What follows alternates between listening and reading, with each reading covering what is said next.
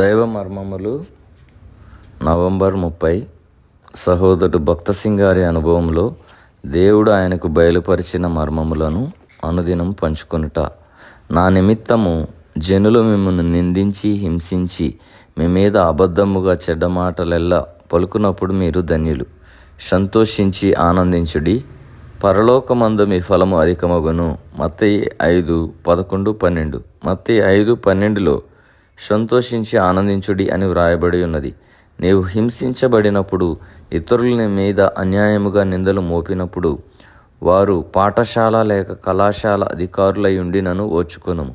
నీకు రావలసి ఉన్న హెచ్చింపు వారు నీకివ్వకుండినను చింతించవద్దు. నీవు నష్టపడిన దానికంటే హెచ్చుగా దేవుడు నీకిచ్చును. ఎందుకనగా సంతోషముతో బాధలు సహించు వారికి దేవుడు తప్పక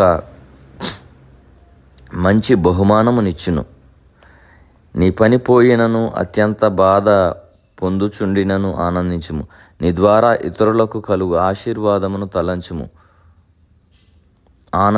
నీ ద్వారా ఇతరులకు కలుగు ఆశీర్వాదమును తలంచుము.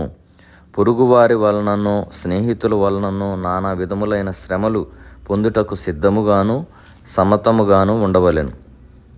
కొందరు క్రైస్తవులు బొట్టు పెట్టుకొనుచున్నారు. క్రైస్తవులు అనిపించుకొనుటకు సిగ్గు, హిందువులలో కలిసిపోవుటకు ఇష్టము. కరాచీలో జరిగిన మత సంబంధమైన కలహములలో బొట్టు పెట్టుకొని ఒక క్రైస్తవురాలిని చూచి హిందువురాలనుకునే ఒక మహమ్మదీయుడు కత్తి దూసి ఆమెను చంపబోయాను. నేను క్రైస్తవురాలను అనుచు ఆమె కేకలు పెట్టాను. నీవు క్రైస్తవురాలివా? అయితే నీ నొసటి మీద ఉన్న బొట్టు ఏమి అని అతడు అడిగిన. వెంటనే కొంత ఉమ్ము నోట నుండి తీసి ఆమె బొట్టుని చెరిపివేశాను. అనేక మంది క్రైస్తవులు యేసుక్రీస్తు ప్రభు యొక్క నామము కొరకు సిగ్గుపడుచున్నారు. వారి శ్రమను భరించుటకు భయపడుదురు. కావుననే వారి జీవితములు నిష్ఫలముగాను సిగ్గుకరముగాను చెడుగాను ఉన్నవి. మన శ్రమలను మనము సంతోషంతో సహించినప్పుడు మనం సమృద్ధిగా బహుకరించబడుదుము. మన ద్వారా అనేకులు దైవిక ప్రేమను రుచించుట మరియు దైవ వెలుగును చూచుటయే మన గొప్ప బహుమానమై ఉన్నది. నీతి నిమిత్తము హింసింపబడువారు ధన్యులు, పరలోక రాజ్యము వారిది. రుచి ఇచ్చుట మాత్రమే గాక చుట్టుపక్క నుండి వారికెలను సమృద్ధి అయిన కృపా కనికరం చూపినట్టి మంచి ఉప్పుగా మనలను దేవుడు సిద్ధము చేయునుగాక. లోకమునకు ఉప్పై ఉండుటను బట్టి మనం అనేకుల కన్నీటిని తుడిచివేయగలము, అనేక గృహములకు సంతోషము తేగలము, మరియు దుఃఖ బాధల నుండి వారు తొలగించబడినట్లు చేయుదుము.